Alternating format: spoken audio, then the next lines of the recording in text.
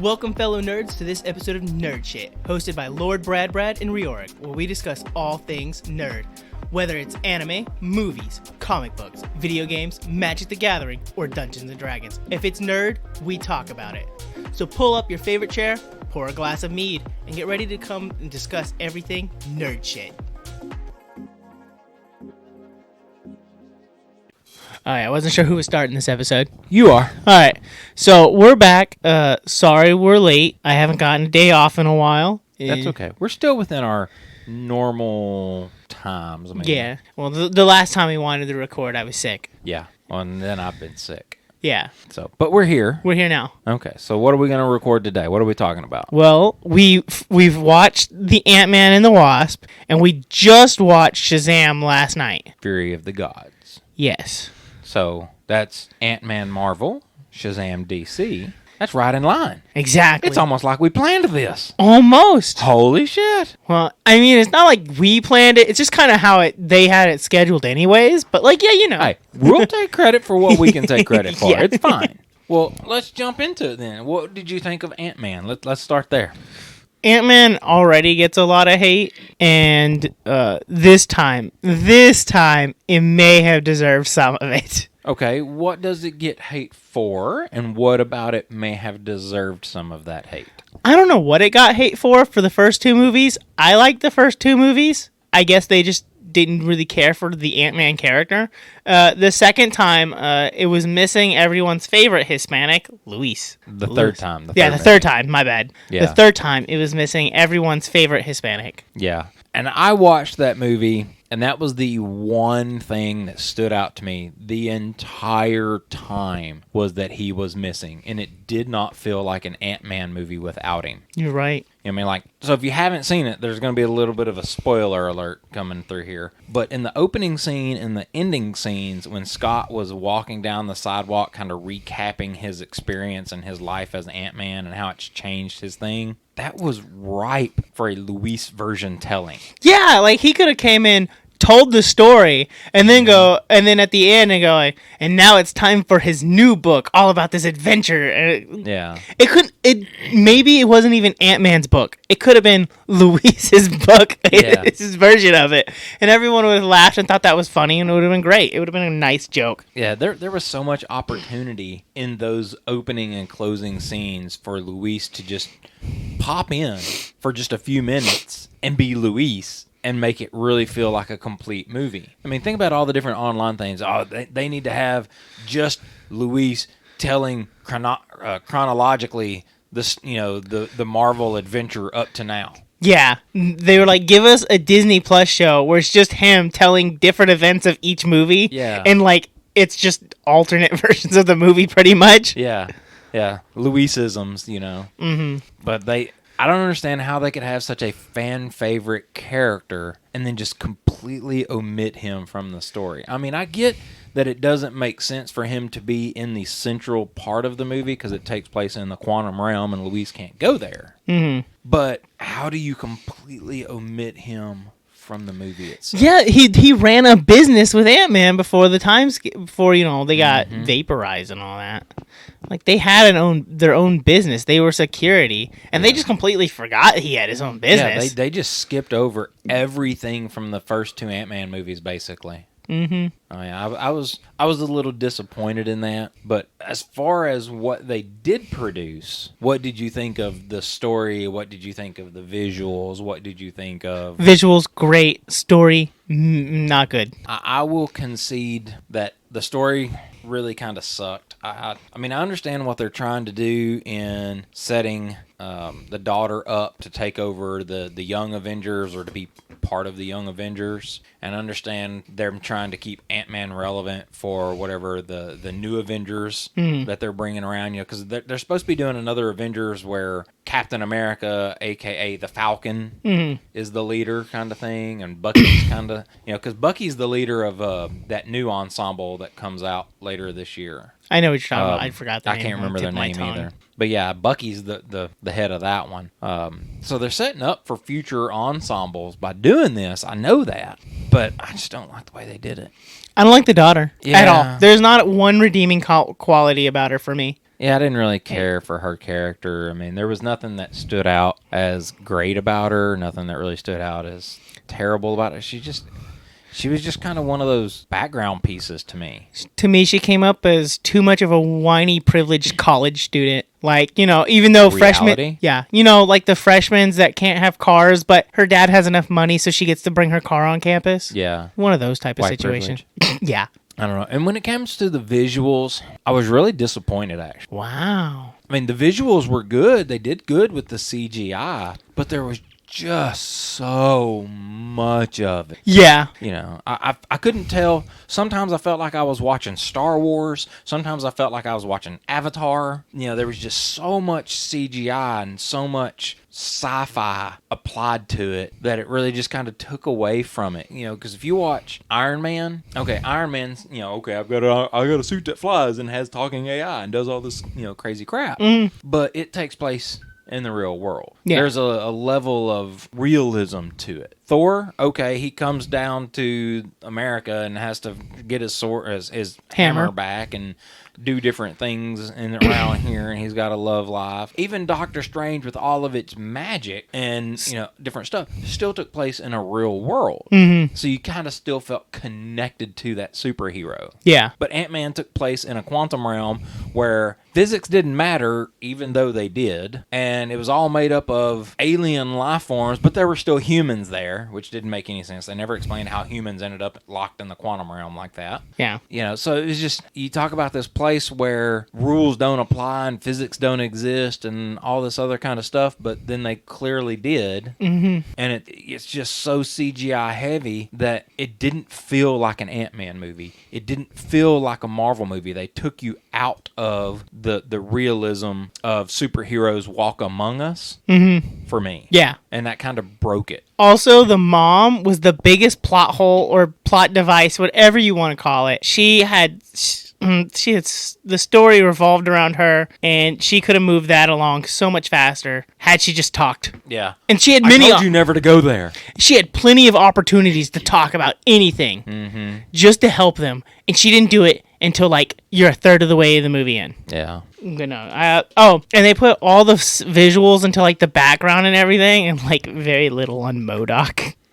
Everyone complained about it. I thought MODOK was fine because I didn't see any other way to do it, really. They showed some of the other concept art for MODOK, and he looked more menacing, but you didn't see the Darren bloated face. Well, he probably just had like the robot mask. Yeah. Okay. Yeah, I thought MODOK was a bit of a letdown. A lot of people thought that too.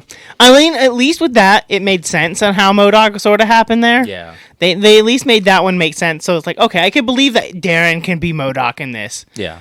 How they transitioned from what we last saw of Darren to MODOK at least tied that piece of the story together. Yeah. Even though he's supposed to be like one of the smartest beings ever. What are you barking at? All in all, I'm not going to say Ant-Man's the worst Marvel movie.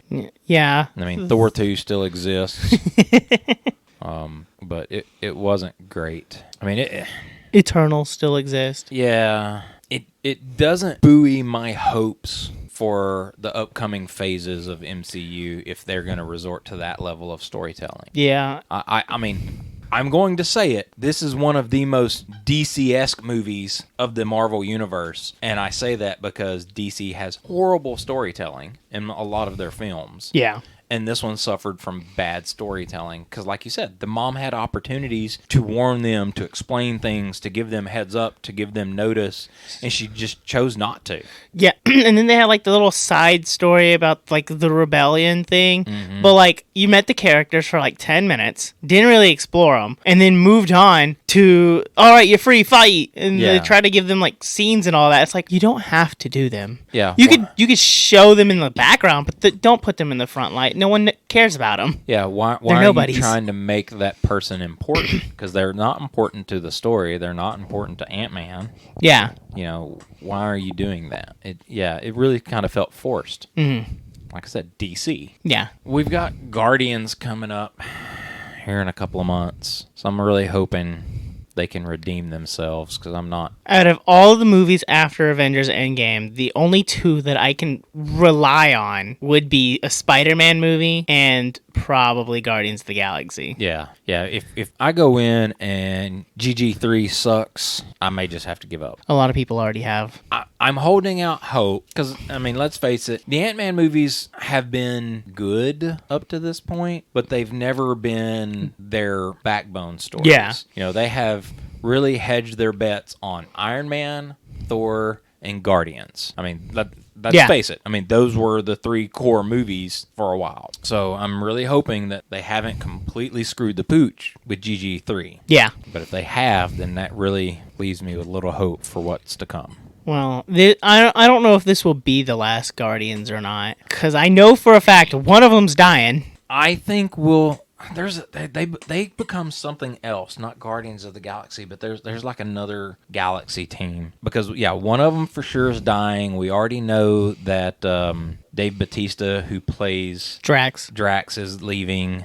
So there's some debate as to who else is going to die. But the fact that they're bringing in Adam Warlock suggests that maybe there's hope for a continuation, because Adam joins them. Yeah. In the comics. And I think from the previews we can see where he does end up helping them in the movie. Mm-hmm. So there's hope that we'll get to see more Guardians, but it's going to be without James Gunn. Yeah, because he's now with DC. Yeah, he's now with DC. And if he's done GG 1, 2, and 3, and then he bails, well, he has bailed, what's that going to do for the future of Guardians? Yeah. I don't know. But enough about Ant-Man, and there's no reason to speculate too much about Guardians. It drops in, June? Yeah. So we're about 3 months away. We'll find out soon enough. Wait, rate your viewing on Ant-Man out of, 1 to 5 stars, or 1 to 10. Let's do 1 to 5 stars. Okay.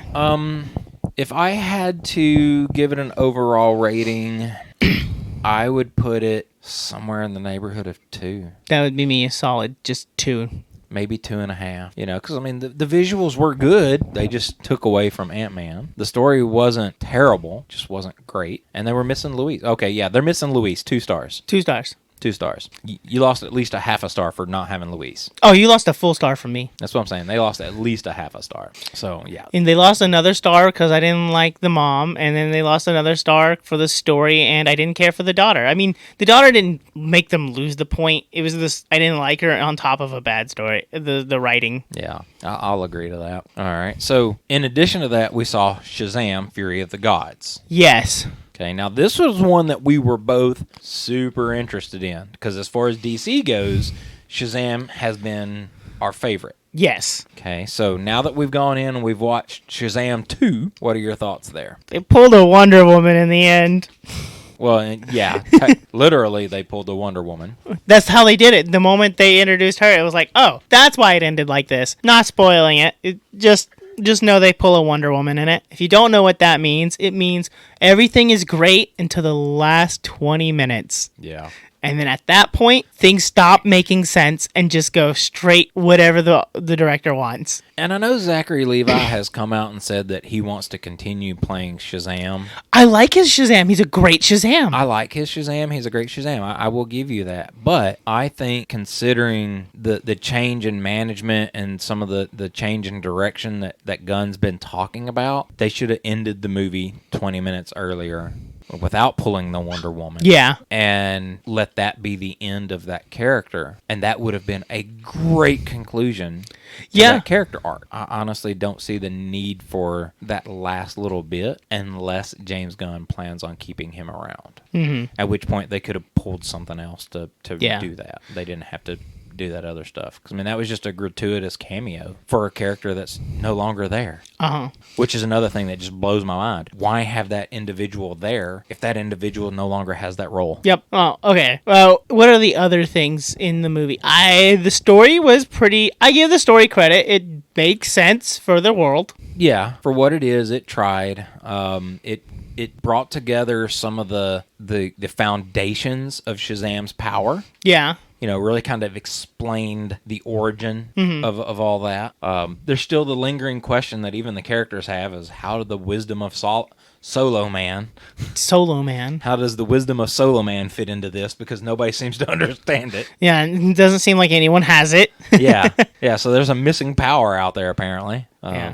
The visuals weren't bad. I liked the dragon. Yes. The dragon was pretty neat. I thought Helen Mirren and Lucy Liu did good as, menacing, villains. Helen Mirren really did a really good job with her character. Lucy Liu, she didn't do bad.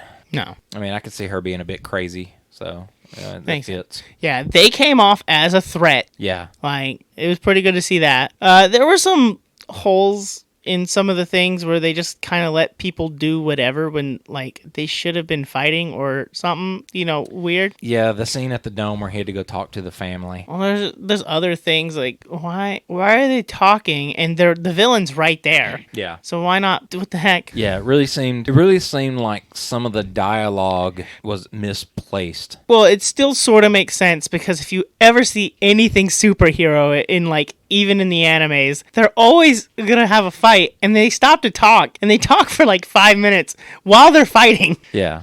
They just stop the fight to do it, or they'll stop the fight to transform. So it's not out of place, it's just, still, I'm tired of that. Yeah. Yeah, there were some scenes that you're just like, why? Yeah. Why? Obviously, you don't have the wisdom of Solo Man, or you wouldn't be doing that. Yeah. And for those who don't understand, the wisdom of Solomon is one of the powers of Shazam, but when they were trying to go through the power, somebody pronounced it Solo Man because they don't know who Solomon is. That was Zachary Levi. He said that. Yeah. So now I'm determined to call him Solo Man for the rest of my life. There was a pointless unicorn scene for absolutely no reason for Skittles. Skittles paid for the scene. Oh, Skittles, I think, paid for most of the movie from the looks of it. Yeah, Skittles paid out the wazoo. Yeah. So. Kind of like how Waffles did for Stranger Things. Oh, yeah. It was very blatant. Yeah, very blatant, very... Only, at least in Stranger Things, I can believe this girl just wants Eggos. In this one, it's clearly advertisement. There's nothing else about it. I mean, they even throw in Chase the Rainbow. Yeah. I mean, when you throw in the Skittles slogan, you know somebody's paying money. Mm-hmm. But, I mean, it wasn't... I don't know. I'm torn on it. I didn't like it as much as I did the first one. Yes. Especially because there wasn't a scene where he was running through a toy store and he grabs a cardboard Batman and throws it at the villain. Help me, Batman!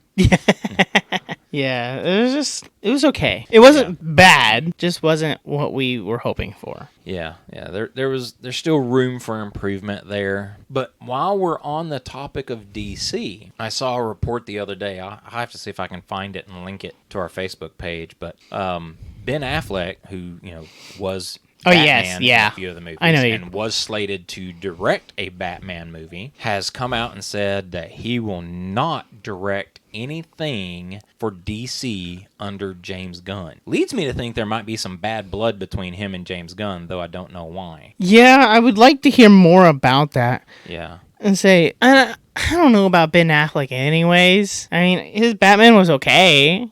I don't know if he could direct a good Batman movie. He's directed a number of things, and most of the stuff he directs is usually pretty good. I just don't know if he could direct a good Batman movie, really. That would be the $1 million question. But if you look up most of the stuff that he has directed, they're not bad. No, yeah.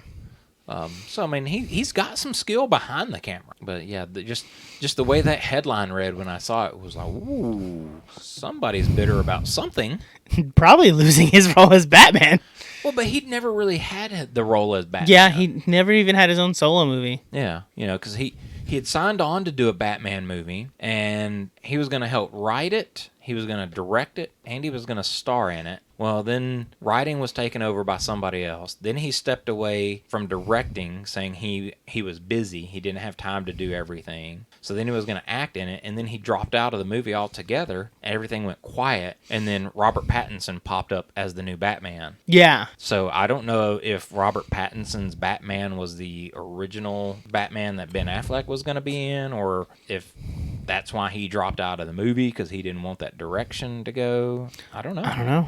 So that was interesting. But for him to come out and say, I'm not going to direct anything for DC under James Gunn really makes you wonder what happened. Mm-hmm. It really kind of makes you nervous about the future of the DC stuff. Because, I mean, if James Gunn has come in and started just pissing people off. Yeah. I mean, I'm not saying that's what happened, but if I'm Henry Cavill and I'm Superman and everybody knows me for Superman and he axes me there, and I'm Gal Gadot and I get axed from Wonder Woman, and I'm Ben Affleck and I get axed from Batman. But you can keep the Flash. But you keep the Flash, and there's still some question about Aquaman. Mm-hmm. You know, I mean, we don't know what's going on with some of these things, but he's come in and just started chopping heads. So he might be rubbing a few people the wrong way in this takeover. Mm-hmm. Is he going to get the cooperation from the people he needs to make this successful? Is he going to have to bring in a bunch of new people and start over with everything and hope they can pull this off? You know, DC already has kind of a bad taste in people's mouths.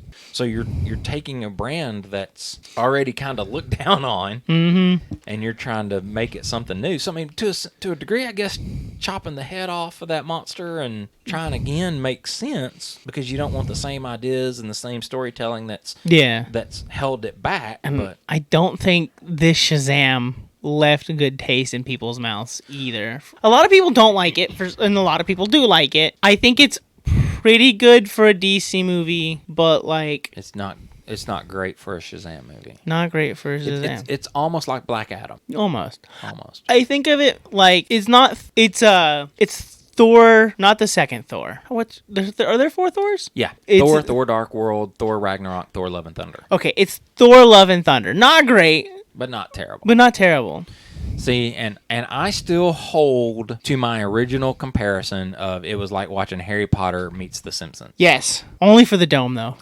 Yeah, as soon as the dome popped up, I went, Simpsons did it. Simpsons did it. But yeah, you've got flying books and magic pins and, you know, all this Harry Potter looking magic stuff in there. Mm-hmm. And then, of course, you've got the dome.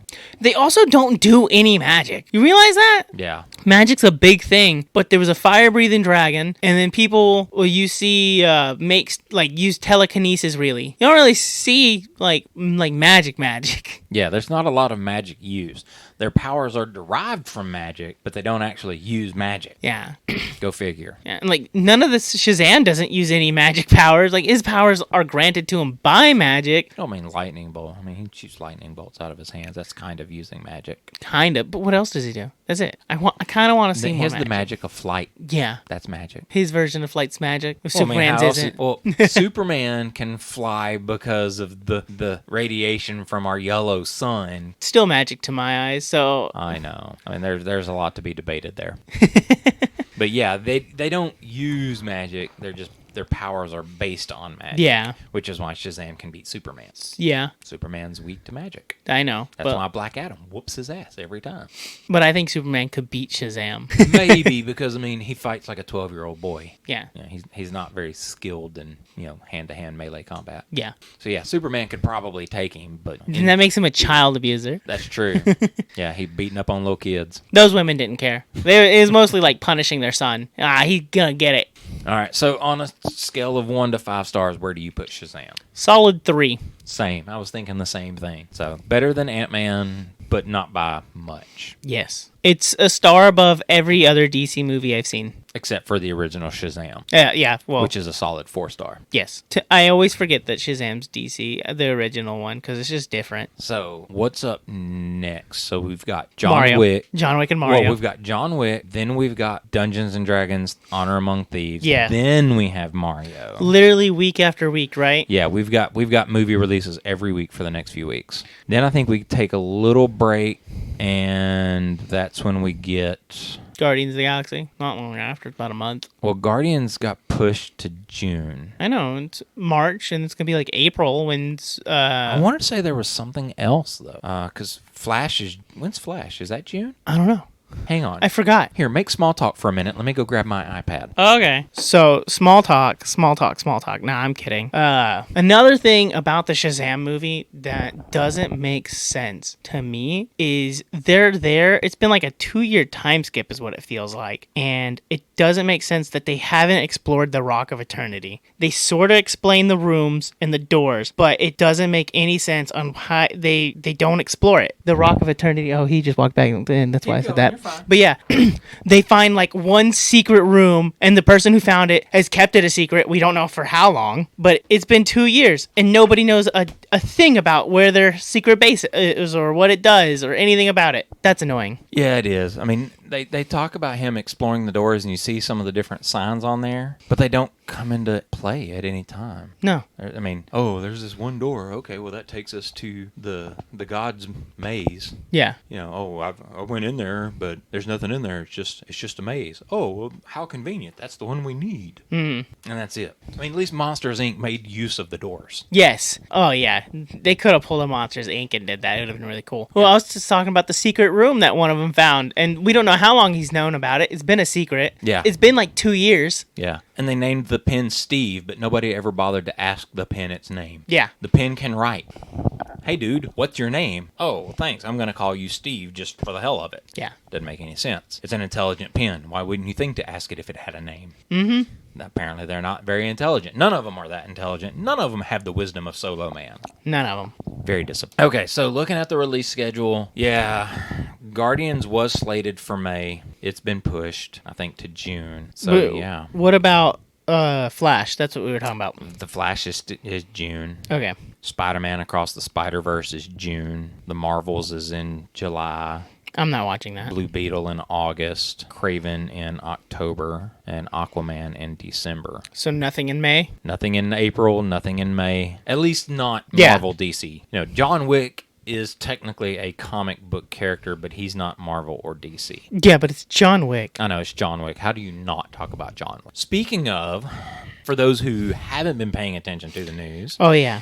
if you know who Sharon is, he was the front desk attendant at the Continental Hotel in John Wick. The bald black guy with glasses. Oh, good evening, Mr. Wick. It's good to see you again. His name is Lance Reddick. He's a very popular actor and voice actor. He did a lot of video games, including like Destiny and Destiny 2. He passed away suddenly this past week, so everybody was really sad about that. And it was really nice. Not only did he voice characters in Destiny, he was apparently also a very avid Destiny player. Sadly. So, yeah. But other players in Destiny, after hearing of his passing, did a tribute to him in game. That was actually pretty neat, pretty nice to watch. And there's videos of it online if you want to go check it out. So yeah, sadly he got to do John Wick 4 and then passed away before it was released, so he never got to see the release stuff. I'm sure he probably got to see a pre-release. I mean, most of those do screenings ahead of time. Yeah. But it's sad that here it was getting ready to release, and they were going to get such a big boon in marketing and stuff, and he didn't get to. It would have been really sad if you see him die in the movie, too. Oh, no, I'm really dreading if that happens. Because he was so good in the other ones. And I don't know if they're still planning on it, but at one time, HBO was doing a John Wick prequel kind of thing series called The Continental, and it was going to focus all about Continental and Winston, how he came to take over the Continental and things like that. And he would have had to have been a part in that, or at least that character would have. Yeah. So I don't know how that's going to factor into things if they're still doing it. I haven't heard anything about it in a while. So, and if they do it, they'll probably just have someone else at the counter, and then when Winston finally takes over, that's when this guy comes in from a Continental somewhere else, and now he's in America. Yeah, who knows? Yeah, it's like, okay, he transferred in after this event because he can't be here anymore. So we'll just say he transferred in after the event. Yeah, that might cause an interesting little shakeup. Because he had a very distinguished delivery. To find other actors that kind of look similar, could probably be done. And with enough CGI, I mean, you can make anybody look like anybody these days. But that delivery would be hard to replicate. Who was it? One last thing. This is different. Someone was talking about who directs The Mandalorian. That's what it was. Dave. Yeah. Yeah.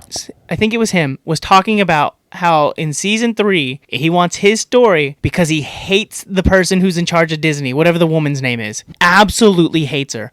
Because in Boba Fett, he didn't want to reunite Grogu with the Mandalorian, but they did because she told him to. Because it's too much of a product. Yeah, and he hates her. He almost left, and they convinced him to come back, and he specifically said, because I don't want her meddling with my story anymore. I'll do it, but I want to be in charge of the whole thing, and I want her to leave me alone. And everyone's like, yeah, she already ruined Star Wars. Stop trying to ruin The Mandalorian. Anyways, I know that's off topic, but that's one of our topics anyways. I wanted to bring it up because I saw it. Marvel and Marvel's owned by Disney. Star Wars are both owned by Disney, so you could say they're related. I know. Well, it is related because it's by the same company that owns Marvel, and it's kind of the same situation with Ben Affleck and DC. Yeah. Just another heads up for the nerds that where season 3, the woman was not involved. Well, that might be a good thing or a bad thing because season 3 has had a fair amount of crap on it. Oh yeah, it's already started. I know that. I haven't seen it. This week is going to be like episode 4 or 5. Yeah.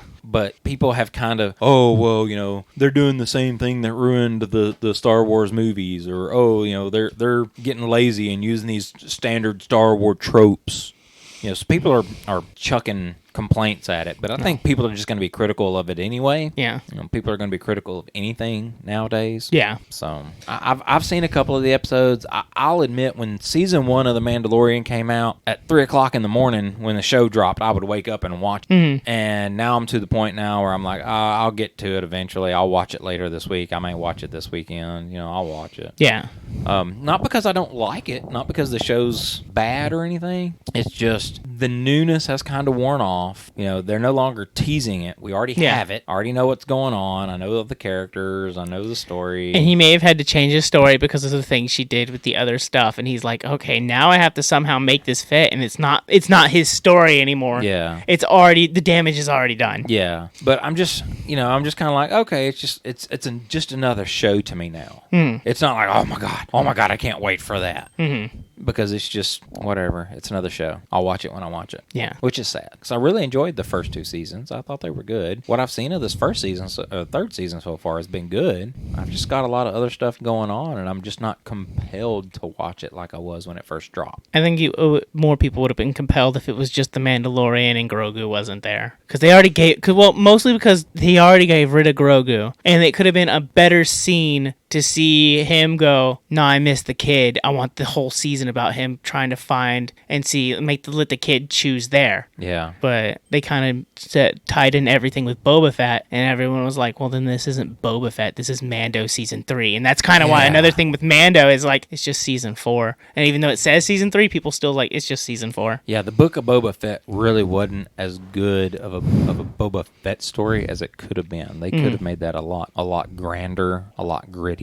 and they didn't. I think it's because that person was involved again. Maybe. I mean, Disney's always been about marketing. Yeah. So if we can take Boba Fett, which is an interesting character already and has been somewhat marketable, marry him to the Mandalorian, which is very marketable, and then tie in Grogu, which makes him even more marketable, then we can market this whole thing and make tons of money. Yeah. Disney-owned properties are more cash grabs these days, and there's nothing more evident than the latest Star Wars trilogy in my mind. Or any of the live-action remakes. Which is a bummer. Yeah. Anyway, that's all we really had for the day, though, wasn't it? Yeah, that's it. It's just that the end thing is like, here's all what we know. Here's our catch-up at the end. That's our news. We gave our opinions. Now here's the little news that we found throughout the week or so. Yeah, so the next couple episodes, while we're waiting for more movies to drop, we're actually going to have to look at and talk about comic books and stuff. I just got the Last Ronin complete series book. Is that Marvel or DC? It's Ninja Turtles. Is it Marvel or DC? DC gritty, Marvel writing maybe? So I want to spend some time and go through the Vinland Saga. Yes! Okay, that's neither, but yes. Well, Ninja Turtles are neither. Yeah, but Berserk is neither. But everybody knows the Ninja Turtles. Well, then maybe some people need to learn about Vinland Saga. Vinland Saga's good. I actually found both my books. The first ones I bought, they're in good condition. I wasn't too sure. So. Good.